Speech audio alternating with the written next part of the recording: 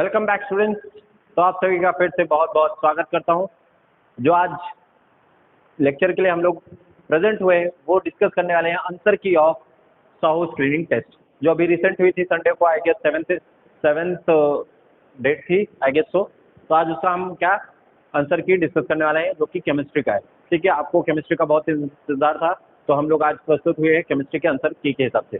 जो डील करने वाले जो सेट है वो है सेट ए पीसीबी। ठीक है, आज जो हम डील करेंगे वो क्या है, पीसीबी का सेट ए। ठीक है, सेट ए। तो अगर आपके पास क्वेश्चन पेपर है आपके पास, तो आप साथ में लेकर बैठ सकते हैं और चेक कर सकते हैं, डिस्कस कर सकते हैं। जो भी क्वेरीज रहेंगे आप कमेंट सेक्शन में अपलोड कर दीजिए, उसको हम रेक्टिफाई कर देंगे। ठीक है, अगर आपको लगता है कि whatever the answer key has been given it's not according to your like knowledge और what, so we will explain all the terms which are involved in. ठीक है, so without wasting any time let's discuss the answer key of all the questions. और मैंने जैसे आपको बताया था must do topics, अगर आपने वो वीडियो देखा होगा, ऑलमोस्ट 25 में से लगभग 20-22 क्वेश्चन आ चुके थे। ठीक है, जो मैंने टॉपिक कवर करने बोले थे कि आप ये कवर करके जाइए कंफर्म आएगा, वो बिल्कुल आए हैं। ठीक है, अगर आपको भरोसा नहीं तो आप जाके चेक कर सकते हैं वीडियो कि मैंने जो टॉपिक कवर करने बोले थे वो सभी पूछे गए हैं। ठीक है, तो अगर आपने अच्छे से उसका प्रिपेयर किया होगा लगभग 20-22 क्वेश्चन आपसे सॉल्व हो गए। और मैंने ये भी कहा था कि एक आध 2 क्वेश्चन या 3 क्वेश्चन आपको क्या है आउट ऑफ सिलेबस पूछेगा, लगभग 11th का टच करेगा, जो कि प्रिडिक्ट करना काफ़ी मुश्किल होता है। लेकिन फिर भी मैंने ट्राई किया था, हालांकि उसमें से क्वेश्चन नहीं आया। थोड़ा ऑर्गेनिक का हाई लेवल का पूछ लिया था 11th का, जो नहीं आया। तो लगभग 22 क्वेश्चन बहुत ज़्यादा होते हैं, 25 में से 22 अटेम्प्ट करने में बहुत बड़ी बात है। ठीक है, तो वही पूछे गए। तो आइए इसको डिस्कस करते हैं one by one. Let's begin our session. ठीक है, हम ज़्यादा एक्सप्लेनेशन नहीं देंगे, जिसमें एक्सप्लेनेशन की जरूरत है कि वो मैं आपको बताऊंगा। अगर पहला क्वेश्चन देखा जाए, क्वेश्चन नंबर 26 क्या करें, इस सबको क्या है डिक्रीजिंग ऑर्डर में लगाना है। ठीक है, किसका ऑर्डर में, डिक्रीजिंग ऑर्डर में। ठीक है, डिक्रीजिंग ऑर्डर। तो डिक्रीजिंग ऑर्डर आप कैसे लगाएंगे, आप लोग को मैंने बताया था n+l रूल करके जाइए, आपको ये आएगा। और अगर आप n+l रूल लगाएंगे तो मतलब क्या है, n+l रूल क्या है, आपको देगा इंक्रीजिंग ऑर्डर। ठीक है, जिसका n बड़ा रहेगा उसकी एनर्जी क्या रहेगी, हाई रहेगी। n increases, energy increases. ठीक है, सिमिलरली l का भी इंक्रीजेस देन एनर्जी इंक्रीजेस। तो अगर मैं दोनों ऐड कर दूं n+l, तो ऑब्वियसली जिसका n+l की वैल्यू इंक्रीज होगी वो एनर्जी क्या होगी, सबसे ज़्यादा होगी। ठीक है, तो इस हिसाब से अगर ये वाला आप रूल लगाएंगे तो इसका ऑप्शन क्या होगा, इसका ऑप्शन होगा आपका करेक्ट आंसर जो हो जाएगा वो है option number 1, that is 5F 6P 5P 4D। ठीक है, अगर मैं इसको आपको प्रूफ करना दिखाऊं कैसे होगा, क्या है 5F 6P 5P और 4D। तो आप n+l रूल लगाइए। अगर आपको याद हो l की वैल्यू क्या होती है, 0 1 2 3 4 S P D F G। ठीक है, तो अगर आप इधर n+l रूल लगाएंगे, 5 अब क्या होगा, 5 n की वैल्यू 5 हो गई, प्लस f कितना है 5 + 3 आपको कितना आ जाएगा 8, 6 + 1 7, 5 + 2 7,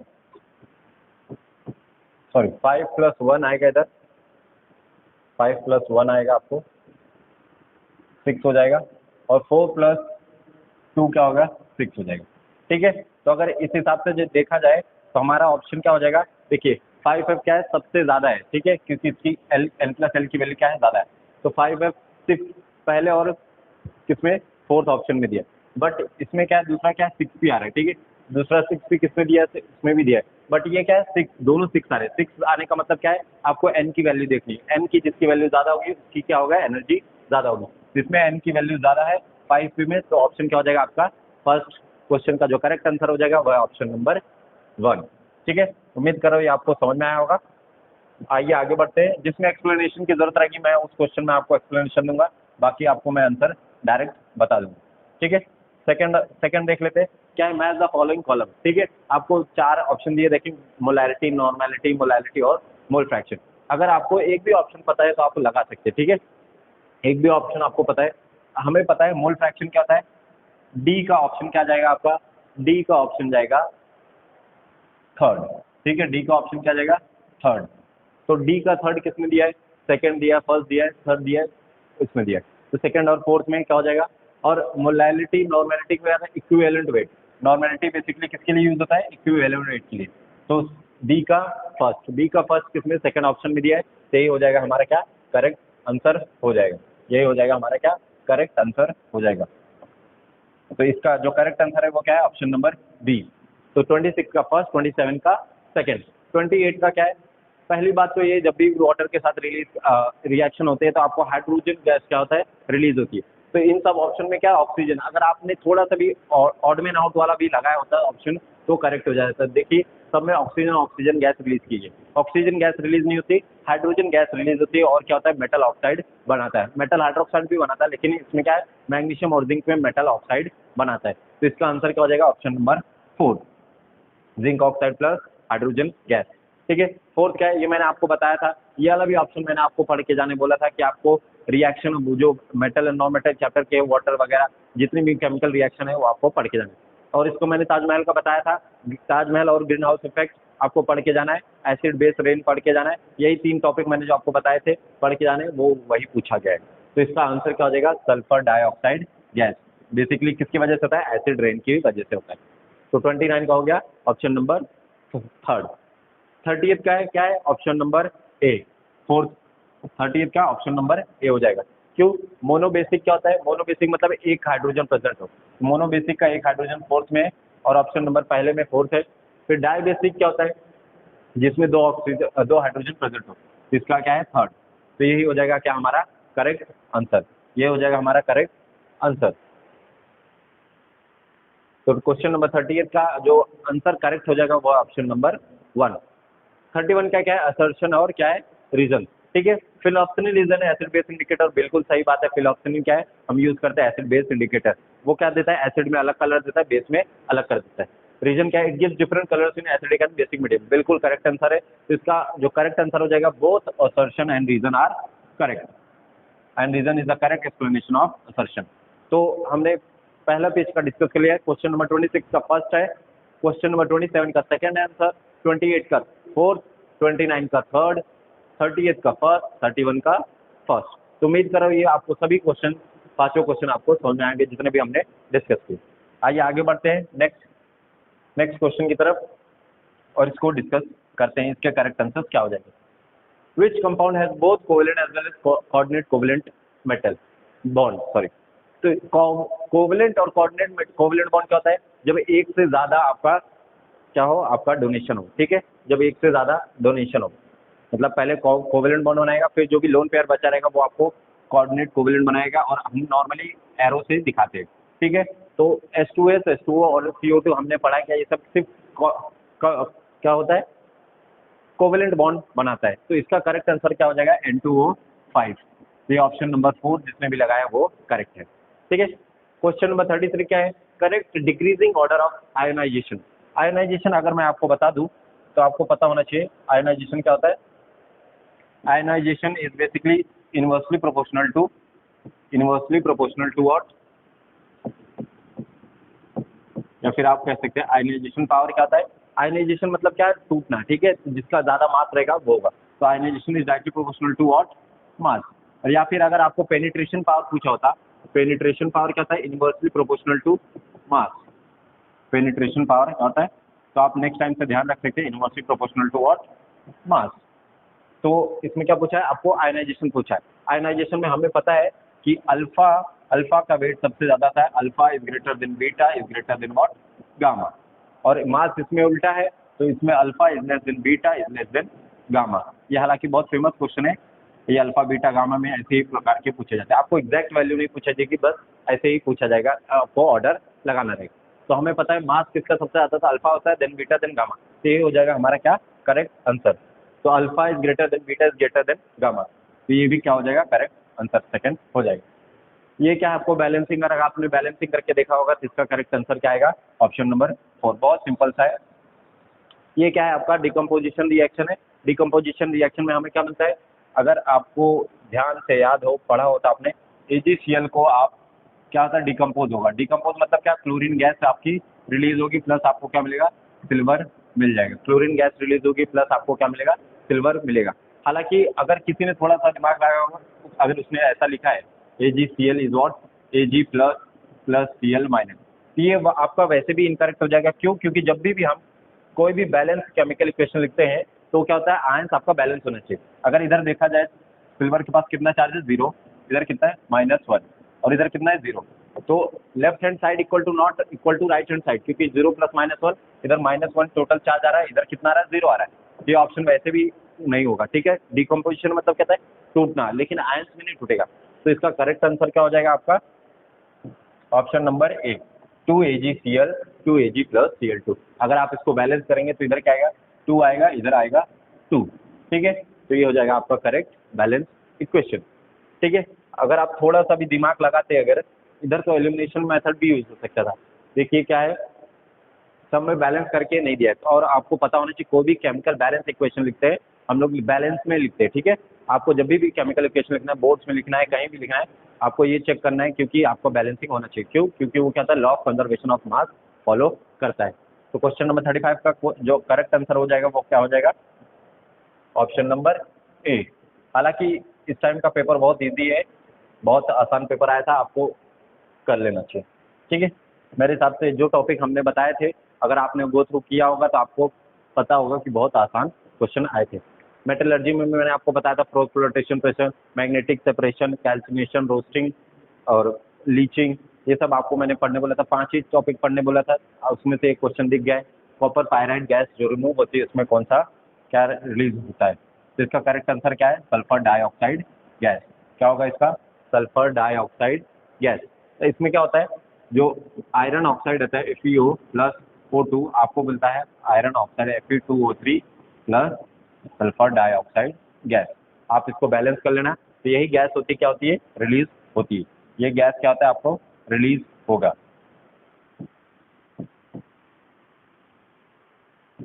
ठीक है। ये होगा आपका रिलीज।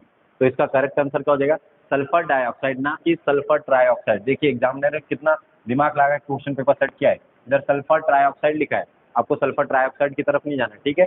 आपको सल्फर ट्राइऑक्साइड की तरफ नहीं जाना है, आपको सल्फर डाइऑक्साइड देखना है। तो ये हो जाएगा क्या हमारा करेक्ट आंसर। क्वेश्चन नंबर 35 का ऑप्शन नंबर ए होगा। क्वेश्चन नंबर 36 का जो ऑप्शन होगा वो है option number second. Question number 37 का, इफ एन और कंटेन्स इम्प्योरिटी सिलिकॉन ऑक्साइड या फिर सिलिका स्फोट, identify the appropriate flux. Flux जो है वो है मैग्नीशियम मैग्नीज ऑक्साइड, ठीक है। अगर ये दोनों आप ध्यान से देखेंगे ऑप्शन क्वेश्चन नंबर 4 और ऑप्शन नंबर सेकंड थर्ड का, तो क्या है, गैस रिलीज हुई, तो ये फ्लक्स यूज हो ही नहीं सकता। और ये क्या होता है, एसिड होता है, ये वाला भी आपको यूज हो ही नहीं सकता। P4O10 का होता है, एसिडिक होता है, स्ट्रॉन्ग एसिड। अगर आप इसका ऑक्सीडेशन स्टेट निकालेंगे तो कितना आएगा, +5, ठीक है। तो जो फ्लक्स यूज किया जाएगा, अप्रोप्रिएट फ्लक्स यूज किया जाएगा वो हो जाएगा मैग्नीज ऑक्साइड। तो इसका क्वेश्चन का करेक्ट आंसर क्या हो जाएगा आपका, ऑप्शन नंबर ए। बाकी ऑप्शन आपके एलिमिनेट हो जाएंगे, ठीक है। उसके बाद आते हैं, the first ionisation energy of lithium, beryllium and boron and carbon are in the order. ये क्वेश्चन काफी इंपॉर्टेंट है, मुझे काफी अच्छा लगा, वेरी इंपॉर्टेंट। मैंने आपको, अगर हमारी वीडियो देखा होगा आपने, तो मैंने आपको जनरल ट्रेंड्स सिखाया है कैसे उसको सॉल्व करने का, ठीक है। तो ये क्वेश्चन वेरी इंपॉर्टेंट है। हालांकि इसका जो करेक्ट आंसर होना चाहिए वो ऑप्शन में हिसाब से नहीं दिया है। जो करेक्ट आंसर होना चाहिए कॉन्सेप्ट के हिसाब से, वो क्या था, carbon is greater then, carbon is greater then boron, is greater than beryllium, is greater then lithium. ऐसा क्यों? देखिए ऐसा इसका आंसर क्या क्यों होगा, आइए देख लेते हैं। देखिए इसका करेक्ट आंसर क्या हो जाएगा, ऑप्शन नंबर ए होगा, ठीक है। ऑप्शन नंबर ए होगा। ऐसा क्यों? ये होता है हमारा करेक्ट आंसर, ये होना चाहिए, लेकिन ऐसा कोई ऑप्शन नहीं दिया। बट हम देख सकते हैं इसमें, carbon is greater than beryllium, than is greater than boron, ठीक है।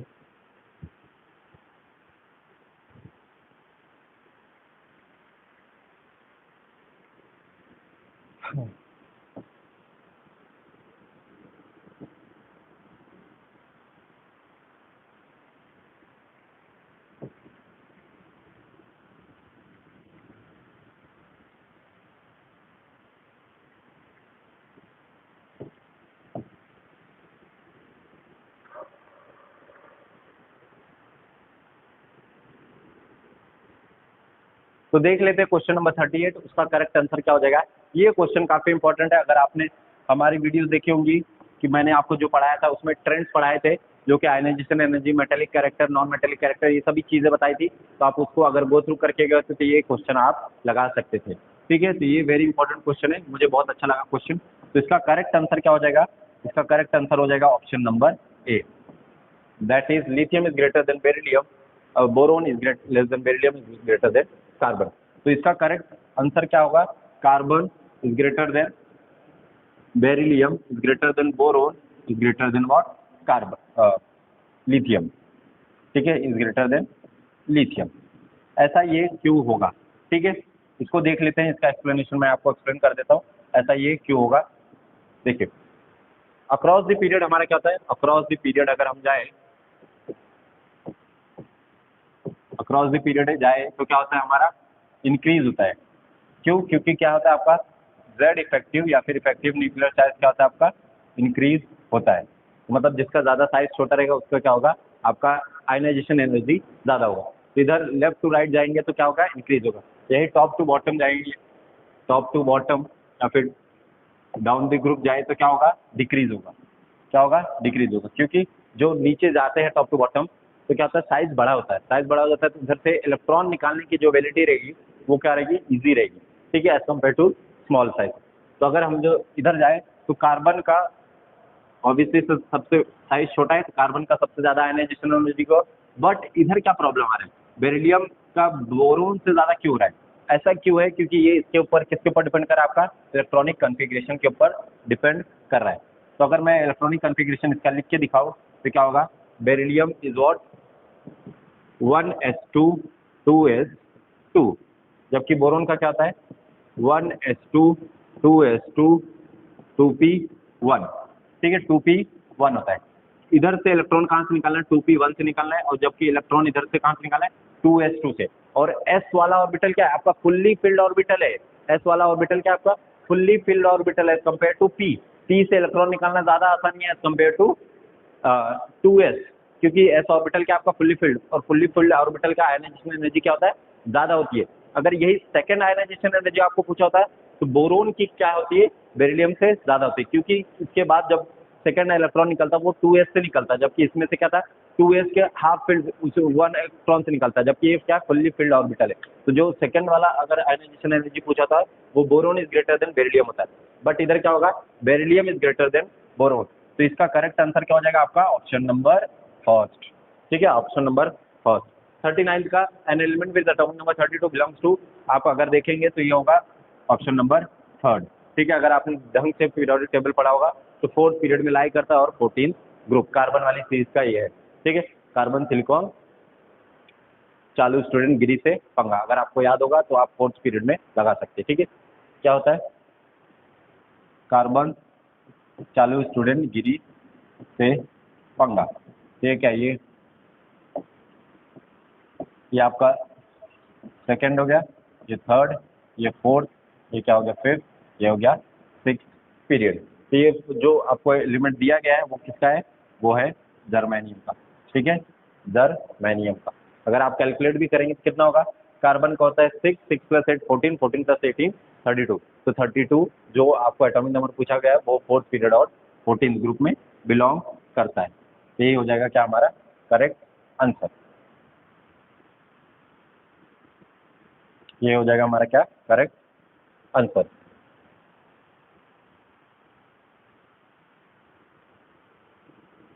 अब डिस्कस कर लेते हैं question number 40। The volume of carbon dioxide liberated at STP on 124 gram of carbon excess. इसका आंसर हो जाएगा option number 2, that is 44.8 litre. क्या हो जाएगा 44.8 लीटर। कैसे हो जाएगा, आइए देख लेते हैं इसका हम। आपने अगर इक्वेशन लिखा होगा तो क्या लिखा होगा, कार्बन प्लस ऑक्सीजन आपको क्या देगा, कार्बन डाइऑक्साइड गैस। ये भी एक्सेस में बर्न किया है, ये एक्सेस में है तो आपको क्या होता है, कार्बन डाइऑक्साइड गैस मिलती है। ठीक है, आपको क्या बोला है 24 ग्राम ऑफ कार्बन। तो अगर आपको मूल कॉन्सेप्ट ढंग से पता हो, अगर आपको मूल कॉन्सेप्ट ढंग से याद हो कि जब भी कोई गैस रिलीज होती है तो उसमें हम क्या लीटर में एक्सेस करते हैं। ठीक है, तो अगर आपको मैं मूल कॉन्सेप्ट लिखूँ, 12 gram of oxygen, 12 gram of carbon आपको कितना दे रहा है 22.4 लीटर कार्बन डाइऑक्साइड दे रहा है। तो आपको कितना पूछा है 24 ग्राम का, तो क्या हो जाएगा x। तो अगर आप इसको सॉल्व करेंगे 2 1/2 आएगा, तो 2 इंटू 22.4 आपको देगा आंसर 44.8 लीटर। तो उम्मीद कर रहा हूँ ये क्वेश्चन आपके सभी आंसर समझ में आएंगे 48 के, ठीक है। 48 का हो जाएगा सेकेंड। आइए आगे बढ़ते हैं नेक्स्ट। आपको इस टाइम ऑर्गेनिक हार्ड नहीं पूछी गई थी, बहुत इजी था, हालांकि ये क्वेश्चन काफ़ी अच्छा है। क्या है 41 if equal volume of two gases CH4 NO2 are allowed to expand. तो इसका करेक्ट आंसर हो जाएगा ऑप्शन नंबर ए। इसका करेक्ट आंसर क्या हो जाएगा ऑप्शन नंबर ए। अगर ये आप किससे सॉल्व करेंगे, Graham's law of diffusion, Graham's law of diffusion, ठीक है। ये क्वेश्चन उससे सॉल्व होगा। वो क्या कहता है, जो रेट रहता है आपका, रेट ऑफ डिफ्यूजन रहता है वो inversely proportional to what, inversely proportional to what, density रहता है, ठीक है। तो RO2 अगर आप RCH4 लिखेंगे तो क्या आ जाएगा, density of CH4 upon density of oxygen. और डेंसिटी क्या होता है, डायरेक्टली प्रोपोर्शनल टू मास, क्योंकि वॉल्यूम सेम है तो ये भी हो जाएगा। आप डेंसिटी की जगह मास रिप्लेस कर सकते हैं, मास से कर देंगे, ठीक है। तो आपको आंसर आ जाएगा ऑप्शन नंबर ए। तो आप grams law of diffusion use करके आप ऑप्शन आंसर फर्स्ट लगा सकते हैं। 42 का आंसर क्या हो जाएगा, 42 का आंसर जो होगा वो होगा ऑप्शन नंबर बी। हालांकि जिसका भी ये पेपर है उसने पहले सेकंड लगाया था, अभी क्या हो गया फर्स्ट लगाया, तो ये गलत हो जाएगा। ऑप्शन नंबर सेकंड क्यों होगा, क्योंकि देखिए अगर आपको क्या दिया गया है, आपको दिया गया है मेटेलिक नाइट्रेट, जिसका फॉर्मूला क्या है MnO3 का ट्वाइस, ठीक है, MnO3 का twice. What will be the formula of nitride of that metal. तो इधर से हमें पहले क्या है वैलेंसी निकालनी पड़ेगी, और हमें पता है नाइट्रेट की वैलेंसी क्या होती है -1। अगर मैं ये फॉर्मूला बनाऊं NO3, तो नाइट्रेट की होती है -1, मेटल की होगी +2, तभी ये क्रॉस मल्टीप्लाई के ये करके फॉर्मूला आएगा। तो मेटल की वैलेंसी आपकी क्या होगी, मेटल की वैलेंसी क्या होगी +2। और आपको किसका पूछा है, नाइट्राइड का पूछा है, N नाइट्राइड N होता है -3, M3N2 आंसर हो जाएगा, M3N2 आंसर हो जाएगा। तो इसका करेक्ट आंसर क्या हो जाएगा आपका ऑप्शन नंबर बी, ठीक है। उसके आगे देखते हैं क्वेश्चन नंबर 43 का आंसर क्या होगा, इसमें सही लगा है ऑप्शन नंबर 4, दैट इज 1:1, ठीक है। ये आप कैसे करते हैं, अगर आपको फॉर्मूले पता होते तो आप सॉल्व कर लेते, फॉर्मूले पता होते तो आप सॉल्व कर लेते। कैसे होगा देखते हैं। क्या बोला आपको, ratio of phosphorus atom, calcium phosphide में पूछा और मैग्नीशियम फॉस्फेट में। कैल्शियम फोस्फाइड क्या होता है, कैल्शियम ये हो गया, फोस्फाइड P हो गया, कैल्शियम इज +2, फोस्फाइड इज -3। तो इसका आंसर क्या आएगा CA3P2, ठीक है। कैल्शियम फोस्फाइड का फॉर्मूला ये हो गया। और किसका पूछा आपको, मैग्नीशियम फोस्फेट का, मैग्नीशियम ये हो गया +2, फोस्फेट इज PO4 -3, Mg3PO4 का होल ट्वाइस। ये होगा आपका दोनों फॉर्मूले, ठीक है। इसको आपका रेशियो पूछा है, तो अगर आपको दिख रहा होगा रेशियो में इधर फॉस्फोरस कितना है 2, इधर फॉस्फोरस कितना है 2, तो 2:2 कैंसल, 1:1 आ जाएगा आपका आंसर। तो इसका correct answer option number D सही हो जाएगा। आगे बढ़ते हैं क्वेश्चन नंबर 44, होमोलॉग पेयर पूछा। क्या पूछा आपको, होमोलॉग पेयर। होमोलॉग पेयर का मतलब सेम होना चाहिए। तो पहला क्या है CH3OH, OH कहता है अल्कोहल, और ये जो दूसरा दिया है वो क्या है ईथर दिया है, ठीक है। क्या दिया है ईथर, तो पहला वाला ऑप्शन एलिमिनेट है। ऐसे ही आप एलिमिनेट करेंगे तो फोर्थ ऑप्शन आपको क्या मिलेगा, सेम मिलेगा, क्योंकि इसमें भी अल्कोहल है इसमें भी अल्कोहल है। तो क्वेश्चन नंबर 44 का जो करेक्ट आंसर हो जाएगा वो हो जाएगा option number D, that is 4। इसमें क्या है आपका ईथर है, इसमें अल्कोहल है, दोनों उल्टा कर दिया तो कोई फर्क नहीं पड़ रहा है। इधर भी अल्कोहल है, इधर क्या है थायोल है, SH क्या होता है आपका थायोल। तो ये तीनों ऑप्शन एलिमिनेट हो गए, फोर्थ ऑप्शन आपका क्या हो जाएगा करेक्ट हो जाएगा। क्वेश्चन नंबर 55 देखते हैं, आपको क्या पूछा है 2 डिग्री कार्बन एटम। 2 डिग्री का मतलब क्या है, तो दो कार्बन, एक कार्बन जो दो अलग कार्बन से जुड़े हो। तो इसका आंसर क्या हो जाएगा option number second, that is 5th। कैसे हो जाएगा देख लेते हैं। अगर ये कार्बन देखा जाए, एक कार्बन इससे जुड़ा है, एक कार्बन इससे जुड़ा है, एक हो गया। सिमिलर केस क्या हो जाएगा आपका, ये हो जाएगा सेकंड, ये हो जाएगा थर्ड, ये हो जाएगा फोर्थ, ये हो जाएगा फिफ्थ। ये वाला क्यों नहीं हो सकता, क्योंकि ये क्या है टर्शरी कार्बन है, एक कार्बन, दो कार्बन, तीन कार्बन, ठीक है। तो ये हो जाएगा आपका क्या 5 जो कार्बन है वो 2 डिग्री कार्बन प्रेजेंट है। तो इसका करेक्ट आंसर क्या हो जाएगा option number B, that is second. इसका आंसर क्या हो जाएगा ऑप्शन नंबर ए, क्योंकि इसमें क्या दिया हेप्टेन दिया। हेप्टेन क्या होता है, हेप्टेन क्या होता है 7 कार्बन के, और 7 कार्बन कोई चेन है ही नहीं, तो आप पहला ही ऑप्शन देख के आप एलिमिनेट कर सकते थे। देखिए 1 2 3 4 5 6 ये लॉन्गेस्ट कार्बन चेन होगी, या फिर आप चूज करना चाहते हैं 1 2 3 4 5 6 तो भी 6 ही आ रहा है, तो हेप्टेन आने का सवाल होता ही नहीं। तो ये आपका ऑप्शन क्या हो जाएगा करेक्ट, 46 का फर्स्ट। आइए आगे बढ़ते हैं लास्ट स्लाइड की तरफ, जो लास्ट रहेगा हमारा, इसको हम बाद में डिस्कस करेंगे। ये क्या है 11th का टच किया है, तो बहुत अच्छा क्वेश्चन है। मैंने जैसे आपको बताया था वीडियोस में कि आपको एक आध 2 3 क्वेश्चन क्या हो जाएगा बाहर से पूछे जाएंगे, मतलब बाहर वाला टच करेगा, तो ये उसमें का एक यही है। ठीक है, इसको हम अच्छे से डिस्कस करेंगे। तो आइए 48 की तरफ चलते हैं। क्या है, which of the following compound has highest boiling point. Highest boiling point का इसका करेक्ट आंसर हो जाएगा सेकंड। हालांकि जो हाईएस्ट का बॉइलिंग पॉइंट देखा जाता है वो किसके बेसिस पे देखा जाता है, जितनी लंबी कार्बन चेन होगी उसी हिसाब से होगा। बट इसमें क्या है, एसिटिक एसिड में क्या होता है, डायमर फॉर्म होता है। डायमर फॉर्म होगा तो मतलब ऐसे ऐसे जोड़ा रहेगा, तो और भी लंबी कार्बन चेन बनती जाएगी, तो जिसकी वजह से क्या होगा, इसका हाईएस्ट बॉइलिंग पॉइंट हो जाएगा। एसिटिक एसिड का सबसे ज़्यादा हाईएस्ट बॉइलिंग पॉइंट होगा। सेलेक्ट द करेक्ट स्टेटमेंट है। अगर आपने कुछ नहीं पता होगा, अगर आपको ये वाला स्टेटमेंट पता होता, polyvinyl chloride is thermosetting plastic. Thermosetting नहीं, ये थर्मोसेटिंग प्लास्टिक नहीं होता, थर्मोप्लास्टिक होता है। तो ऑप्शन सी जिसमें भी दिया है क्या हो जाएगा, एलिमिनेट हो जाता है। इसमें सी दिया है, इसमें सी दिया है, इसमें सी दिया है, तो ऑप्शन ए क्या हो जाएगा आपका करेक्ट आंसर हो जाएगा। ऑप्शन ए क्या हो जाएगा आपका करेक्ट आंसर हो जाएगा। इसलिए मैं कहता हूँ आपको एलिमिनेशन मेथड यूज करना बहुत जरूरी है। ठीक है, 58 का क्या हो जाएगा, 58 का भी करेक्ट आंसर क्या हो जाएगा, ए हो जाएगा। 58 का भी क्या हो जाएगा आपका करेक्ट आंसर हो जाएगा, क्योंकि पेट्रोलियम क्रूड ऑयल क्या होता है, प्योर नहीं रहता, तो उसको क्या करते हैं, रिफाइनिंग करते हैं यूजिंग व्हाट, फ्रैक्शनल डिस्टिलेशन। तो बोथ असर्शन और रीजन क्या है आपका करेक्ट है। तो ये रहा आपका क्या आंसर की ऑफ पीसीबी फॉर सेट ए। तो इसको डिस्कस कर लेते हैं, इसका करेक्ट आंसर क्या हो जाएगा आपका सेकंड हो जाएगा। ठीक है, सेकंड हो जाएगा। अगर मैं इसका एक्सप्लेनेशन बताऊं तो आप कैसे करेंगे, देख लेते हैं। बहुत बढ़िया क्वेश्चन पूछा गया है ये 11th का। पहला हम नीचे से जाते हैं, फोर्थ ऑप्शन से जाते हैं, फिनॉल प्लस कॉन्सेंट्रेशन। ठीक है, फोर्थ ऑप्शन क्या कह रहा है, phenol plus concentration H2SO4 HNO3 sorry. तो ये कॉन्सेंट्रेटेड HNO3 जब फिनॉल में यूज होता है वो क्या होता है, नाइट्रेशन दिखाता है। क्या आता है, नाइट्रेशन। नाइट्रेशन मतलब आपको NO2 मिलेगा, तो इसका जो रिएक्शन होगा वो कुछ इस प्रकार दिखेगा। फिनॉल ये हो गया आपका, फिनॉल प्लस क्या है कॉन्सेंट्रेटेड HNO3, तो आप जो प्रोडक्ट आएगा वो क्या आएगा, वो कुछ इस प्रकार आएगा। सभी जगह पे क्या होगा आपको NO2 ग्रुप दिखेगा, इसको बोलते हैं हम नाइट्रेशन, NO2। ठीक है, इसको हम बोलते हैं पिक्रिक एसिड। क्या बोलते हैं इसको, बहुत फेमस एसिड है पिक्रिक एसिड। हमें क्या चाहिए, 2 मिथाइल प्रोपेन 1 ऑल। अगर मैं आपको डायग्राम बनाऊं 2 मिथाइल प्रोपेन 1 ऑल का क्या होगा, 1 1 2 अल्कोहल और 2 पे मिथाइल। ठीक है, तो ये हो जाएगा आपका क्या, 2 methyl propanol.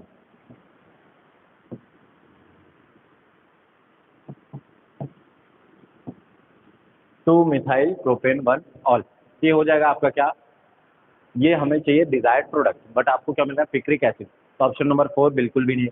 Similar case third का देखते हैं हम, थर्ड का देखते हैं आपको क्या है, फिनॉल प्लस कॉन्सेंट्रेटेड H2SO4। तो ये क्या होगा आपका, सल्फोनेशन हो जाएगा, कॉन्सेंट्रेटेड H2SO4 आपका क्या हो जाएगा, सल्फोनेशन। और आपको प्रोडक्ट क्या मिलेगा, कुछ इस प्रकार से मिलेगा, 2 प्रोडक्ट मिलेंगे, एक ऑर्थो पे एस और एक पैरा पे सल्फोनेशन होगी। इसको हम बोलते हैं इलेक्ट्रोफिलिक सब्स्टिट्यूशन रिएक्शन। तो ये वाला हमें प्रोडक्ट चाहिए था, ये वाला नहीं मिला। ठीक है, सिमिलरली अभी मैं बता देता हूँ आपको ऑप्शन नंबर इसका सेकंड क्यों करेक्ट है। ठीक है, आप उसी हिसाब से आप क्या कर लेना, आप फर्स्ट का आप मैकेनिज्म फॉलो करेंगे तो आपको प्रोडक्ट अलग मिलेगा। ठीक है, तो इसको मैं एक्सप्लेन कर दे रहा हूँ कि question number second, option second कैसे होगा।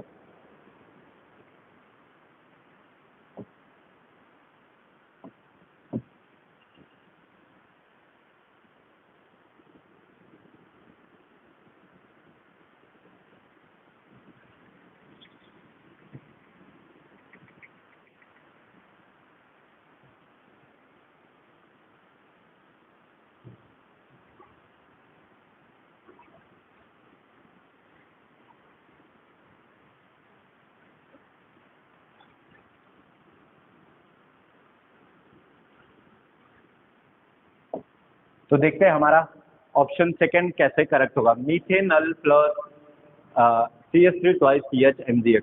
अगर मैं आपको बताऊं CH3 ट्वाइस CH MgX के बारे में, तो इसको हम कहते हैं ग्रिग्नार्ड रिएजेंट। क्या कहा जाता है? Grignard reagent. आप 11th में पढ़ेंगे। ये होगा इथेनल, HCHO डालेंगे तो आप क्या होगा, आपको मिलेगा 2 मिथाइल प्रोपेन 1 ऑल। ठीक है, इसका मैकेनिज्म कैसे होता है? इसका मैकेनिज्म मैं आपको समझा देता हूँ शॉर्टकट में। इसको हम बोलते हैं ग्रिग्नार्ड रिएजेंट, GR लिखा जाता है। ग्रिग्नार्ड रिएजेंट क्या है? आपको ऑर्गेनोमेटेलिक कंपाउंड है, मतलब ये क्या है, आपका रिएजेंट है। तो इसमें क्या होता है, आपका कार्बन जो है, आपका कार्बन क्या है, more electronegative metal than more electronegative than metal. तो इस पर डेल्टा नेगेटिव चार्ज आ जाएगा, इस पे आएगा डेल्टा पॉजिटिव चार्ज। और डेल्टा नेगेटिव ये क्या पूरे वाले पे होता है। तो अगर मैं आपको मैकेनिज्म समझाऊं इसका कैसे दिखेगा आपको, CH3 twice CH MgX plus ये क्या है, HC डबल बॉन्ड OH। तो इससे क्या होता है, ये डेल्टा नेगेटिव चार्ज है, ये डेल्टा पॉजिटिव चार्ज है। ये वाला इस पे जाके अटैक करेगा, ये पोलराइज होगा ऊपर नेगेटिव चार्ज, तो आपको कुछ इस प्रकार से मिलेगा। ठीक है, आपको क्या मिलेगा, ऐसे HCO माइनस, और O माइनस पे क्या है, MgX लग जाएगा, MgX प्लस ये क्या होगा, CH इस पे CH3 लगा है, H3C3 लगा है। ठीक है, इसके बाद आप क्या करेंगे, इसके बाद आपको वर्कअप कराना रहता है, केमिस्ट्री में इसे कहते हैं वर्कअप, H2OH प्लस। तो आपको मिलेगा COH H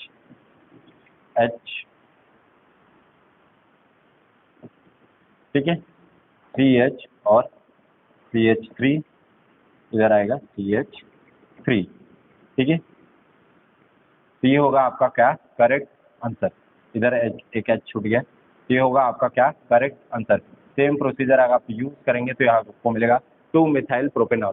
क्यों? क्योंकि आपका क्या दिख रहा है, ये हो गया आपका नंबर 1, ये अल्कोहल हो गया, अल्कोहल पे एक, ठीक है, 2 और ये 3।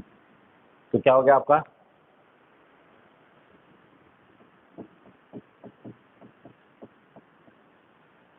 ये 1, ये 2, ये 3। और हमें क्या चाहिए था, 2 मिथाइल प्रोपेनॉल।